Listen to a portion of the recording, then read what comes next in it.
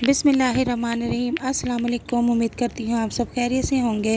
तो नाज़रीन, आज मैं आपके साथ पास्ता फ्राई की बहुत ही मज़ेदार रेसिपी शेयर करूँगी। तो सबसे पहले मैंने एक प्लेट में पास्ता लिया है और इसे अब हम बॉईल कर लेंगे। तो बॉईल करने के लिए एक पैन में मैंने पानी लिया है, जिसे फुल फ्लेम पे हम बॉईल करेंगे। और जैसे ही पानी में बॉईल आता है तो हम इसमें पास्ता ऐड कर देंगे और साथ ही मैं 1 से 2 चम्मच ऑयल के भी ऐड कर दूँगी।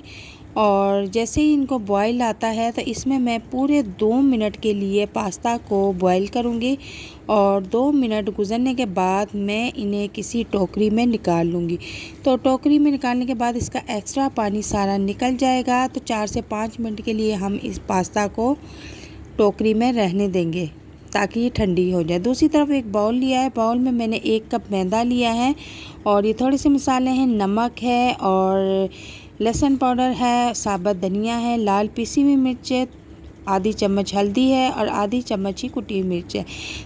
इन तमाम मसालों को मैं मैदे में शामिल कर दूंगी और इन्हें अच्छी तरह से मैं मिक्स कर लूँगी। तो नमक मिर्च का हिसाब आप अपने टेस्ट के मुताबिक भी रख सकते हैं। तो अब इसको हम अच्छी तरह से मिक्स कर लेंगे।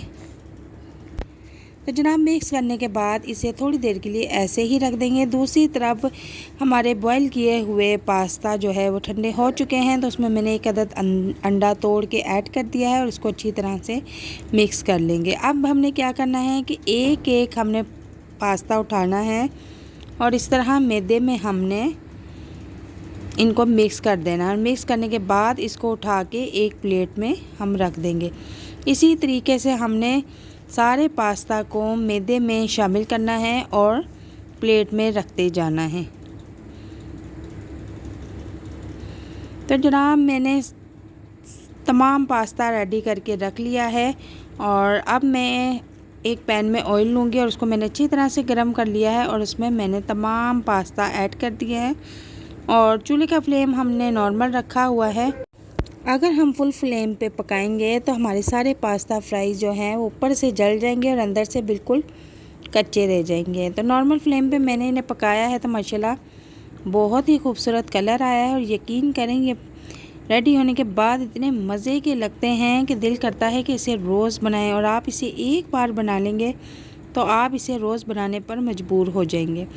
तो मैंने इनका ऑयल अच्छी तरह से निकाल लिया है और इन्हें अब मैं एक किसी बाउल में ऐड कर दूंगी। बाउल में ऐड करने के बाद मैं थोड़ा सा इसमें नेशनल मसाला, चाट मसाला ऐड कर दूंगी। और अगर आप बीपी के मरीज़ हैं तो फिर आप इस ऑप्शन को अवॉइड भी कर सकते हैं। और इसको अच्छी तरह से अब मैं मिक्स कर लूँगी।